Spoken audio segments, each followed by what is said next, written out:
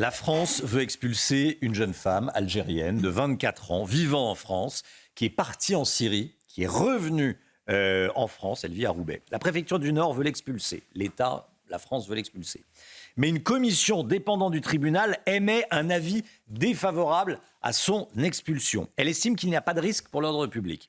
Eh bien, ce qu'on sait, c'est que cette jeune femme, à 15 ans, elle a quitté la France pour rejoindre Daesh et la Syrie avec sa famille. Là-bas, elle y a passé 5 ans, donc au sein de Daesh. Il a épousé un djihadiste.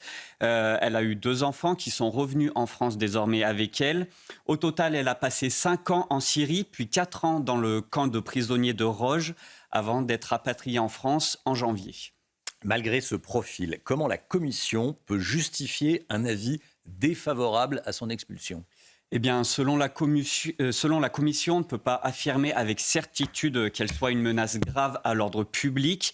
Donc, quand on parle de menace grave, dans son cas, on parle évidemment d'un acte terroriste, mais pour d'autres personnes, ça peut être un meurtre, un viol, un vol à main armée. La commission a donc dit qu'elle n'était pas une menace grave et elle a ajouté que malgré le fait qu'elle ait vécu pendant tout ce temps entourée de djihadistes qui prônent un islam rigoriste, eh bien, tout cela ne permet pas de déduire qu'elle soit aussi acquise à la cause djihadiste et qu'elle commettra un acte terroriste quand elle sera en France. Tanguy, on a appris également que son entourage est extrêmement inquiétant. Oui, puisque parmi sa famille, 23 personnes ont rejoint Daesh pour faire le djihad. Un de ses oncles était même connu des services de renseignement pour ses liens avec Abdelhamid Abaoud, qui, on le rappelle, est considéré comme le coordinateur des attaques du 13 novembre à Paris et Saint-Denis. Il est d'ailleurs l'un des 11 Français qui ont été condamnés à mort en Irak en 2019. Elle a aussi 2 tantes restées en France qui ont été condamnées pour financement du terrorisme. L'une d'elles a d'ailleurs été expulsée en Algérie depuis. Et la jeune femme se sert d'ailleurs du profil de sa famille pour se défendre et affirmer en fait qu'elle est sous leur emprise et qu'elle est aussi une victime de cette famille. C'est un discours qui ne convainc évidemment pas le préfet du Nord.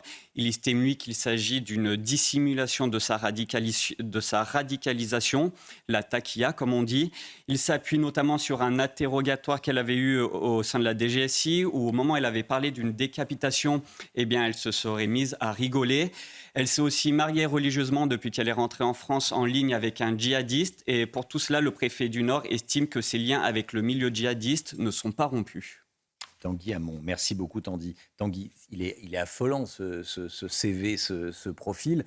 Cette jeune femme est accessoirement pas française. Non, parce que la commission dit oui, il n'y a aucun problème, il ne faut pas l'expulser. C'est sa mère à sa naissance qui avait refusé qu'elle ait la nationalité française, donc elle est algérienne.